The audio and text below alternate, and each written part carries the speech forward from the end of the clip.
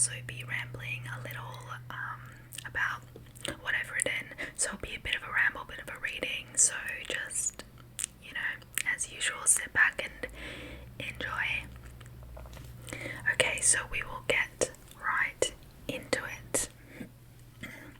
So, okay, we're gonna start from some. Oh, okay, firstly, I'm going to actually say, when I call this poetry, I actually heard something recently, Stephen Fry saying that this form of poetry should be more accurately defined as emotional masturbation, and I would say that that's more accurately what this is, because many of these poems lack the form that would qualify it as a poem. But of course, there's anything can be called a poem, which is kind of my point.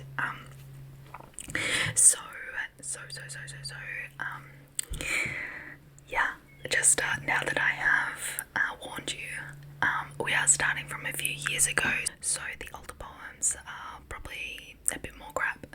So hold on, and we will get to a terza rima and a 7-syllabic poem. But to start off with, it's a bit all over the place. Okay, so this first one I wrote, several years ago, must have been 2017, and it's about my ex-partner who I had a child with. I wrote this so early in our meeting. Okay, so I've loved you since we met, though I tried my best at stalling from deepening until something shifted. I slipped. Now I'm irrevocably in your grips. I listen, losing my sense of self somewhere in your velvet eyes, absorbed by your stare, gently pulling as I listen on your hair. I can't deny the signs, 23 every hour, and butterflies in the shower. Let me know I can give up and fall deeper into our love. By the way, 23 is my magic number, so that was the reference there. And yeah, we did end up spending 4 years together. Okay, I'll try and find the poem that is next. I've just kind of saved them all. They're not necessarily in the correct order, because I've had to go back and copy and paste and things like that, and so it's really interesting. That poem was in 2017, and I read it to that partner on his birthday, and he didn't have a reaction, and it upset me so much. It was just honestly, now I know him better. I didn't know him very well then. I know, he has ADHD, gets very distracted, and he wouldn't have meant anything by it, but it affected me so much at that time that I didn't write poetry for years, and I used to write poetry every day. And yeah, after sharing that with him and not getting a response, it just devastated me, and I became very insecure. So, yes,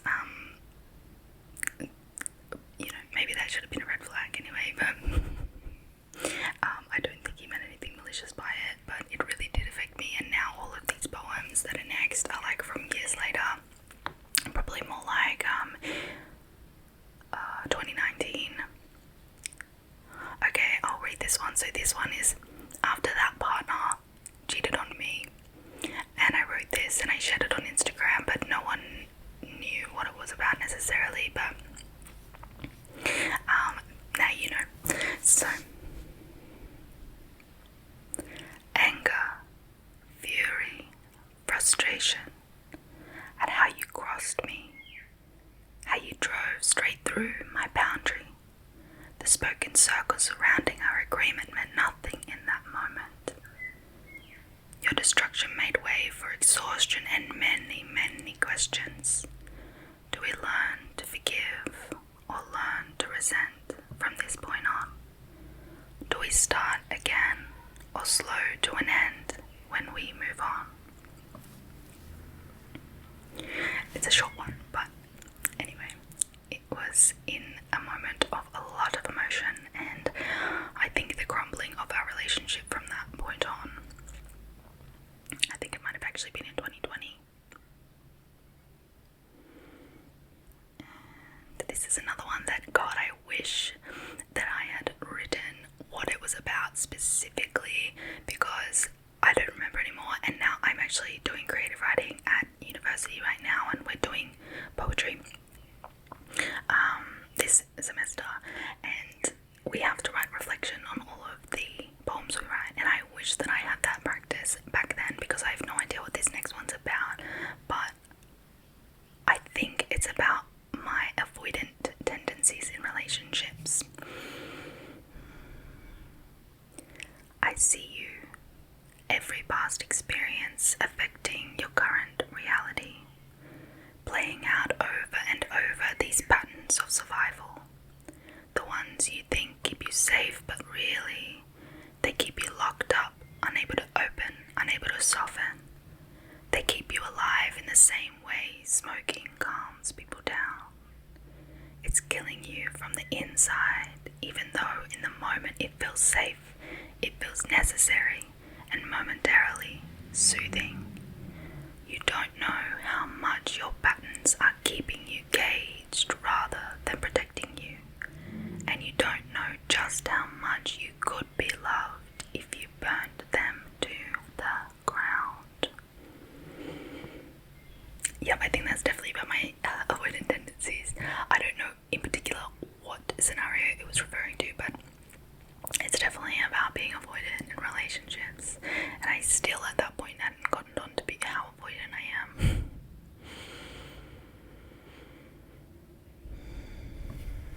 Okay, this one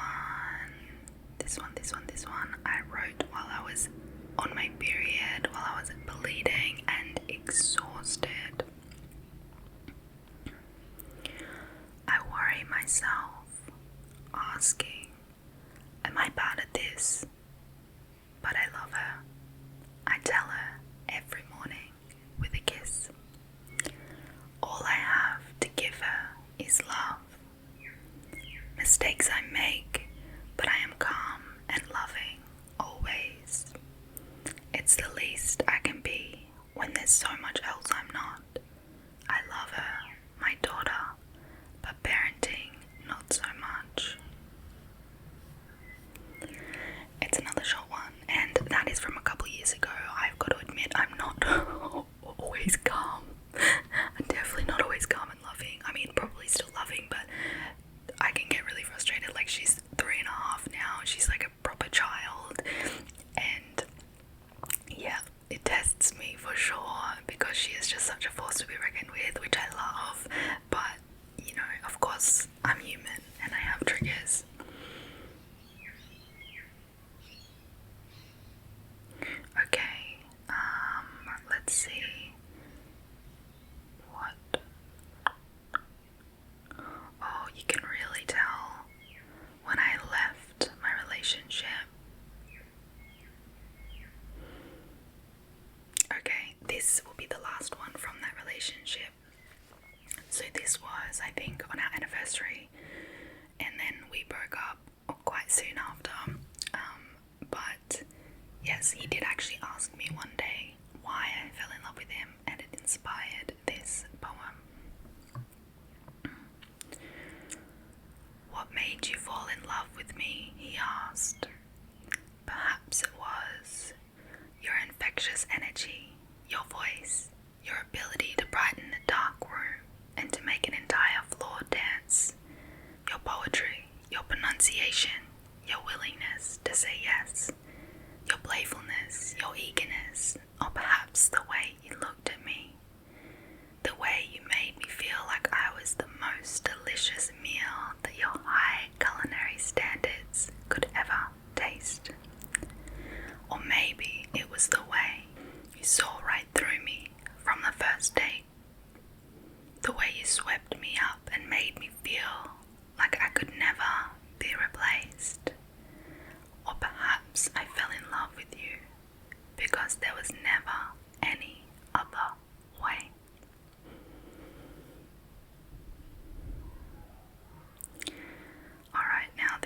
years,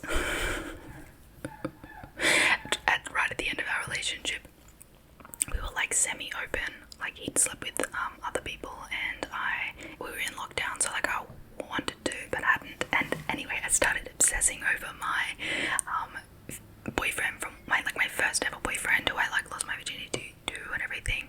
I haven't seen him since then, so like, 15 years, 14 years. But yeah, anyway, so this is called 15. It's a bit raunchy. Obsession is what keeps me up past everyone else. Feeling you in places I wish you were, but you won't ever be. My Cancerian claws sinking into a future that will never happen. Am I 15 again? My inner teenager hasn't learned the detachment that my many since experiences have afforded me. Too many almost lovers who didn't excite me with their absence of your depth. Too many slipping by with a lack of excitement, a lack of addiction that your dopamine dick feeds me. Honestly, we had really amazing sexual chemistry, like considering we were teenagers. Honestly, that experience with him convinces me that I am bisexual and not completely gay, because we had such amazing sexual chemistry that I've never had with a man since, which is wild because I'm like 30 years old now. It was just so intense. No wonder I, created this like kind of obsession, fixation with him again as how old was I? Like 29 or 28, I don't know, but there's another one actually I think about him.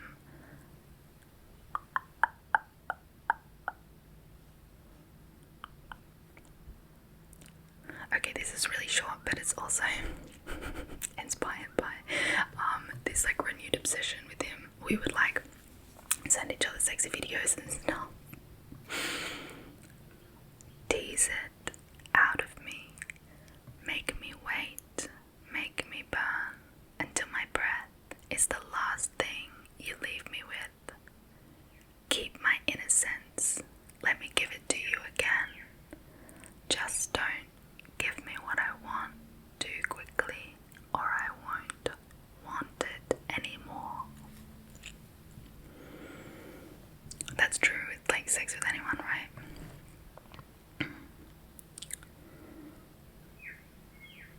Okay. So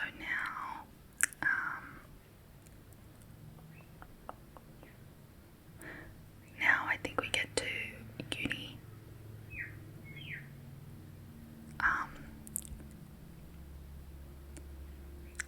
Okay, I wrote this one for uni last year.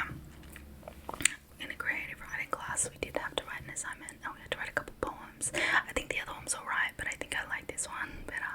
I should dig up that other one though. This one, by the way, it's so the assignment we had to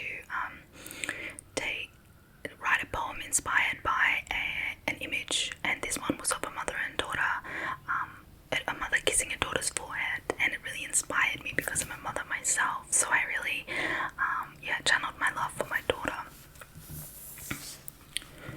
Your forehead blesses my lips with a rippling softness.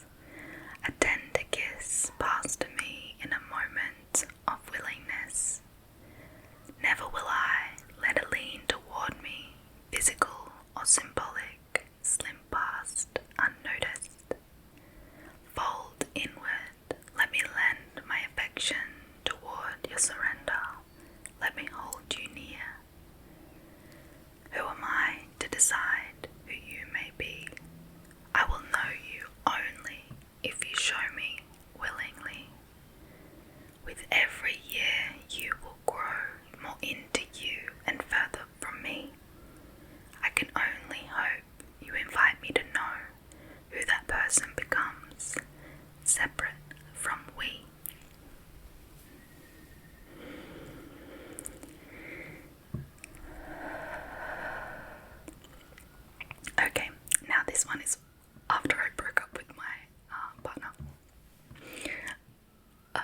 I love how you can really see the timeline of this relationship and me coming out of it.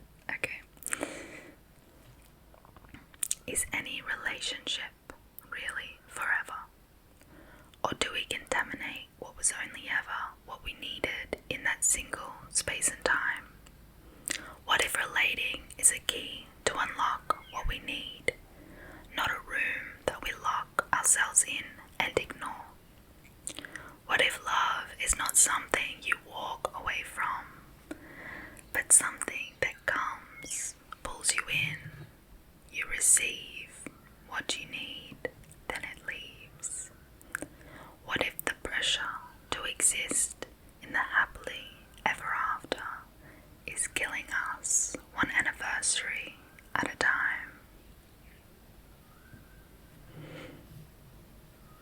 Yeah. Alright, now this one I wrote for my best friend. I was with her as she gave birth, and she asked me to share something at a spoken word event that she was running, so I wanted to write something for her, and this is what came through. So a bit of context. The start of her birth was really, really beautiful and profound. We had many beautiful experiences, and then the shift changed at the hospital of the midwife, and this just really intrusive woman came in, and it all turned around from there. It ended up being a very traumatic birth, and she ended up having a C-section. So it actually began as a home birth and ended in a C-section. So that's a bit of context for why this poem actually ends quite abruptly, because that was the energy from that day.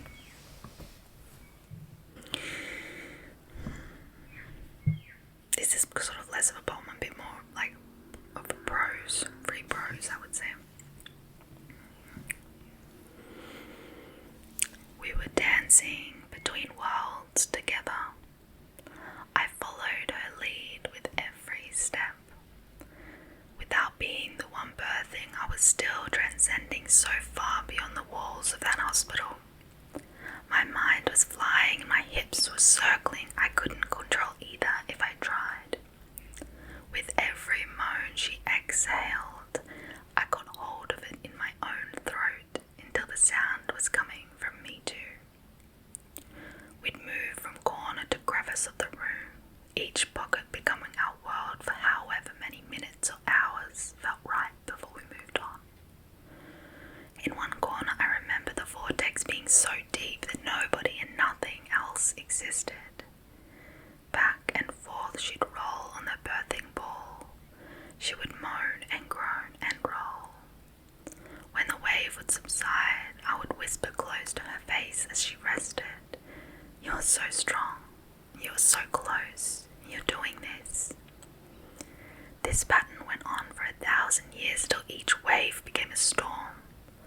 Her moans turned to growls and grunts. I could sense the shift, and I told her so in every restful moment.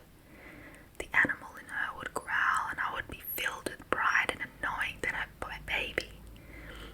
baby was dancing its way to its exit. Until an external force pulled us out of our own personal universe and forced us back into that room when the new midwife's presence was introduced. Her sharp tone and quick responses were a harsh alarm clock to our dreaming mind states. She asked us, "You've been over there a long time. Why don't you try a different position over here on the bed?" I wish I knew what I know now. I wish I said, "We will keep doing whatever feels right for her. We'll move when our bodies tell us to." But I didn't. We listened. And that was only the beginning of ongoing suggestions from that woman.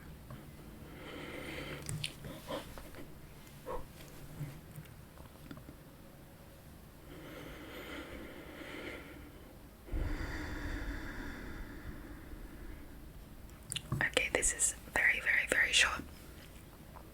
Another obsession I had. Okay, I became obsessed with my best friend's close friend. So my best friend is a woman. I don't know if I as a woman, and then I became obsessed with her male friend. I had like a crush on him, and anyway, yeah, I'll get into that more in the next months. So, daydreaming of imaginary fantasies and relationships that don't exist.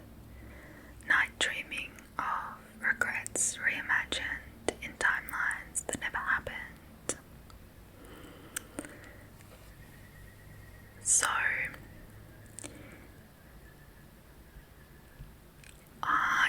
so interestingly, I did end up like making out, etc., with that male friend. And when I did, my female best friend got jealous, and she realized that she was jealous of him, that she wanted to kiss me, and so then I realized that I was attracted to her, and that was a whole thing. And anyway, the next few poems are inspired by that journey. So yeah, it went pretty badly with my friend, actually, because I just gotten out of a relationship and I was just wanting to kind of like be free. And so while I was sleeping with her, I did sleep with another woman, and it just created a lot of friction in our relationship, and there were a lot of miscommunications. So I wrote this poem after that experience. It's called Erotic Dissonance.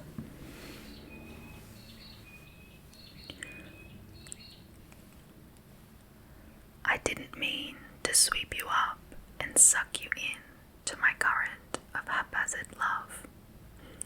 I meant to nurture you, your tenderness, your erotic offering of innocence. I let you slip between the grip too quickly from my slippery fingers. The version of me I'm needing to be is incapable of holding such delicacy in these clumsy hands. I slurped you up and spat you out before I even got to taste you. So now I'm left here with the burden to wear of my own erotic dissonance.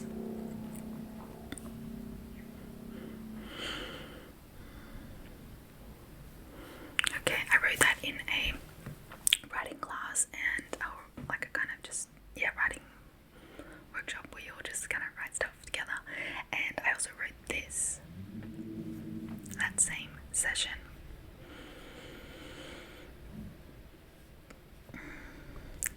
Longing to feel, longing to touch, longing for so long that I forgot not to rush, longing to try every experience, longing to live like a Gemini Venus, longing for someone, longing for everyone, longing for so long that I tripped over a few ones, longing to be, longing to have, longing to see her again and again, longing to know how deep my pleasure can take me, longing to know how far my longing will let me. Yeah, I think you can tell what that's about, just wanting to be able to sleep with everyone. And actually referring to the woman I slept with after my best friend is who I'm referring to when I'm like longing to see her again and again. I have not seen her again because she lives in a different city to me, and there's been border closures and everything, so I never got to see her again, which sucks. But who knows, maybe in the future, but I'm not going to hold on to her because I'm pretty sure she's in a relationship now. So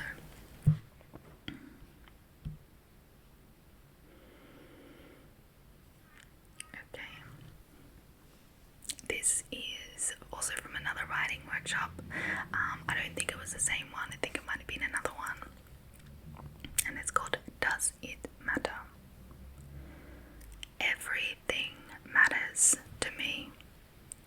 The lighting matters, the temperature matters, the way they look in my eyes matters, their touch matters, the invitation matters, how I spend every moment of my life matters. outside, whether I'm received by the people around me, matters. What does it mean to me to matter? It is the Velcro that I attach to the meaning of my human form, and it matters. The prompt was, what matters to you, I think.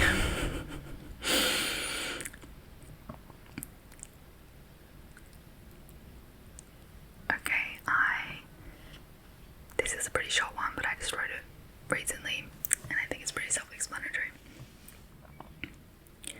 Searching for that thing in every interaction, tapping, swiping, typing, to find, to fulfill, to possess. Searching even when we don't know what we're yearning for. When we find it, will we know? Or will we question every damn day if this is the undefined thing that our lives were spent mining for?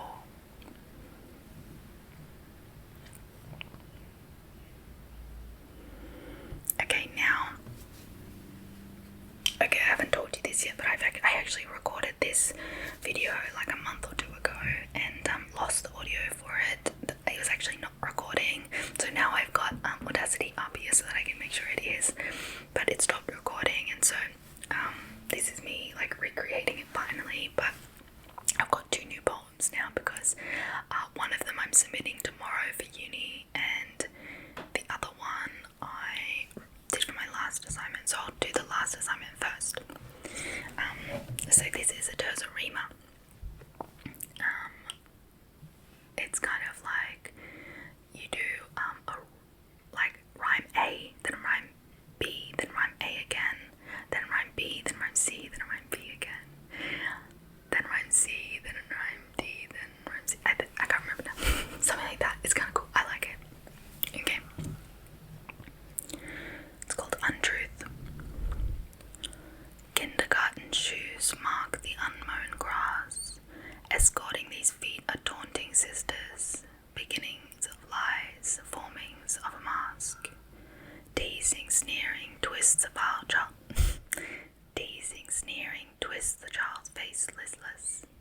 Unnerving in their oversized tease and words. Little she catches the habit to fidget. Squinting eyes, the child learns to discern when to be true, when to be honest, and when a quick lie could avoid a burn. So it is short because that was the criteria for the assignment, and it is a bit different to what I usually write, but it was formed out of an assignment where we had to, or a writing exercise where we had to write about our first lie that we could remember telling. So this is me walking home with my 2 older sisters. They're about 10 years older than me, so you can imagine I'm in kindergarten and they're teenagers, and they would tease me and taunt me, and I was lying to them actually about who I had a crush on, and they guessed who I had a crush on, and I lied and said that I didn't, but that's what this poem is about. And this one is what I'm about to submit tomorrow. It's a 7-syllabic poem, so it was actually formed out of a writing exercise where we had to write to an ancestor who was not alive anymore. And I chose to write to an ancestor who I know nothing about. I was raised by a man who is not my biological father, so this is to my biological father's mother. And yes, every single line is 7 syllables. So I don't think you'll be able to really tell that unless you count while I'm reading it. So it probably is in quite a different style to what I normally write because it's experimental. It's called Sita. Okay, this is my 3rd time trying to read this out because I think it really has to be read to see where the syllables are, because I'm just going to read it straight out. It's just too weird if I try and read just like I'm just going to read it in the flow, and you're probably not going to pick up on what each line has what syllables. So if you really want to read it and see where the syllables are, then I can send it to you, but I doubt anyone cares that much. I'm just saying. Okay, so it's called Sita.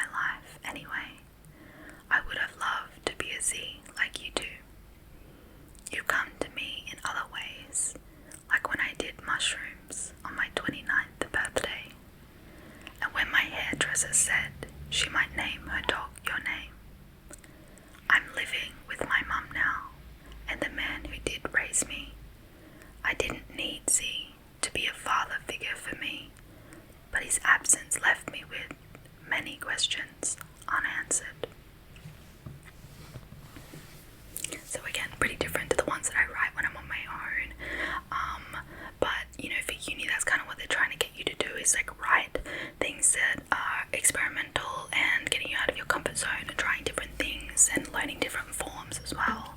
Like, it was really cool to work with syllables actually. I basically turned a letter to her into this 7-syllabic poem, so kind of cut it down, and it was kind of fun. It was kind of fun to do that. I'll make sure that I haven't missed anything. Hi, so this is actually editing Naomi.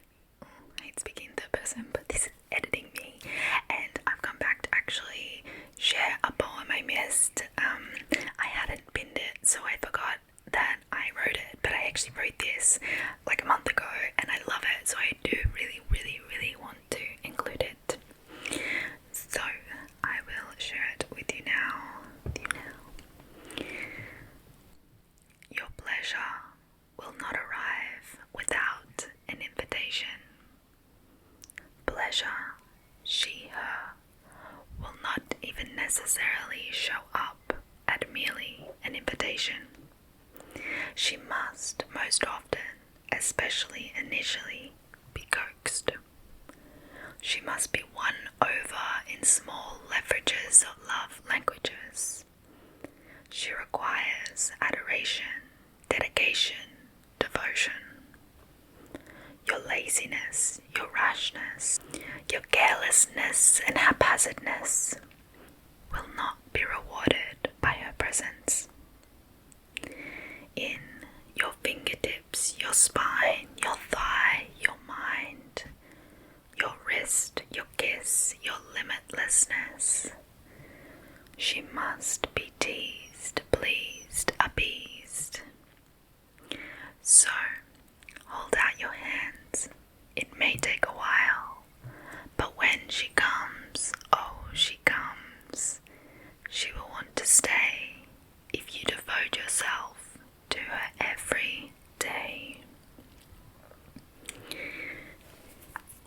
So that one I wrote obviously about pleasure, and because that is what my work is very much focused on, so yeah, I wrote it for Instagram and shared it on there, and yeah, it's nice to like express what I'm trying to say in different mediums, and it was nice to do that through poetry this time, so I hope that you could enjoy it as well. Yeah, there you go, now we're all up to date. Okay, I'm sure I've written a lot more poetry than that over the years, but they're just ones that I kind of dug up and yeah, got together for this video. So yeah, let me know what you thought. Let me know if there was a favourite for